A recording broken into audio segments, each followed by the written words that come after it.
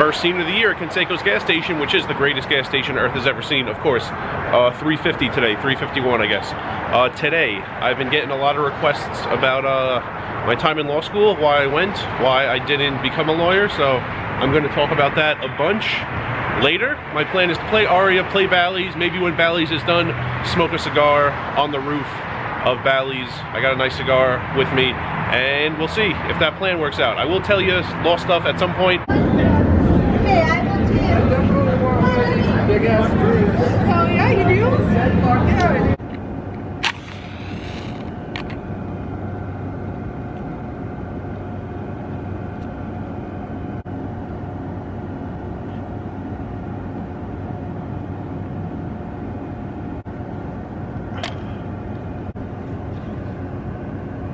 Alright, good to go.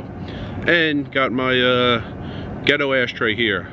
Bottle cut at the top with scissors, water at the bottom, ghetto ashtray. First, for all the times I say how windy it is and how much it's bothering the filming, today, no wind at all, so that's a good break I'm getting. Also, got a lot of questions about me and law school and why I went, and a lot of questions. So while I smoked this cigar, after I was just on 5 tables in about an hour and a half at Bally's, I will just say everything, and I hope I answer every question. I didn't want to go to law school in the first place.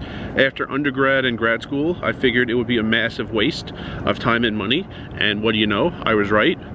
My parents really wanted me to go, and the girl I was going out with at the time really wanted me to go.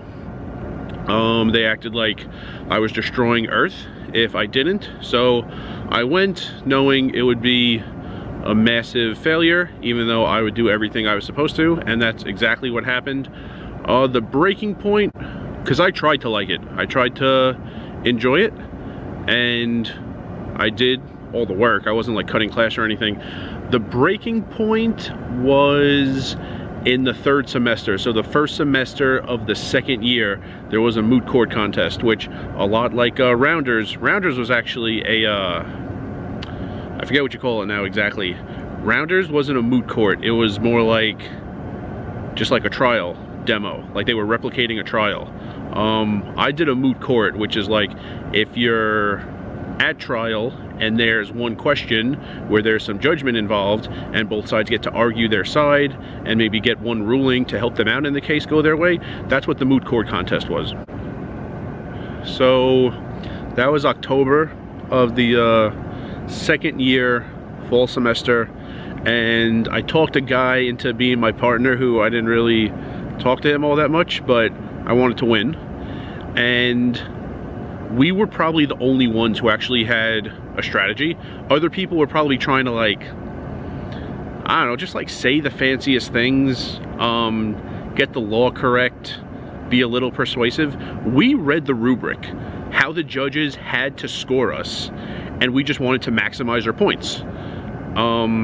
And there was actually a ton of points available for just showing that you knew what the law was, what the issue was, and not really that many points in persuading anyone or saying something fancy or saying something that no one else like thought of. Just showing you had really read over the relevant cases and proving you knew the judgments and how they related to the issue, that was like 2/3 of the points. So we really just wanted to show that we understood what the issue was and we didn't care so much about persuasion.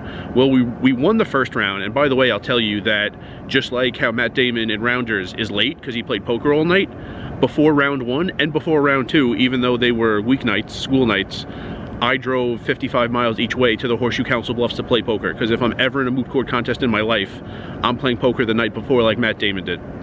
So we won the 1st round, and we should have won the 2nd round. In the 2nd round, there was a point where someone on the other team said something that was just wrong, and I leaned over and whispered to my partner, they can't possibly win, what she said is wrong. We each had like different issues. So he didn't really know about my issue so much, I didn't know about his. We would both stand up there for like 10 minutes or 15 minutes and field questions from the judges. So I leaned over and told him, because he wasn't familiar with what my issue was, and the girl on the other team, that was the same issue. It was like kind of me versus her, and my partner versus her partner. So I said, she just got that wrong. She doesn't understand what the law is for this issue. She can't possibly win. And they won. And they won because the judges just ignored the rubric and just made up whatever they wanted. And they just, it was just such a scam. I know exactly what went on. We finished, we left the room, they talked to themselves while they filled out the score sheets, and I know they must have said, well, first, that team won, and let's just make sure we award them enough points. There is no way, if you followed that rubric, the other team got more points than me and my partner got. My partner wasn't as mad as I was. He was mad that we didn't win. He wasn't mad that, like, law made no sense and it was just a futile process being in law school. It was funny because we took different approaches to prepping. Law school is a lot of work anyway, and we had this contest on top of it. I basically chose to stay up to date with my classwork and just sleep like 2 to 3 hours a day for 2.5 weeks. He chose to fall way behind in his classwork, and he was telling professors, don't call on me. I'm in this contest, I'm prepping for it. After it's done, I'll catch up on everything. But don't call on me in class in the meantime because I'm not doing the classwork. So it was a sacrifice for both of us, and we lost because the judges just made up whatever they wanted. And I talked to the guy, the student, like, in charge of the contest afterwards, and he said there's no way to know. It's impossible for anyone on earth to know what the law actually is, so I'm wrong to say that the girl on the other team got the law wrong. And I said, well, if no one on earth can say how what it is, whether anyone said something correct or incorrect, how are you awarding 2/3 of the points? Like, it can't be 2/3 of total points if no one on earth could say who's right and who's wrong. And he didn't have an answer. And I tried the next year to actually fix the rubric.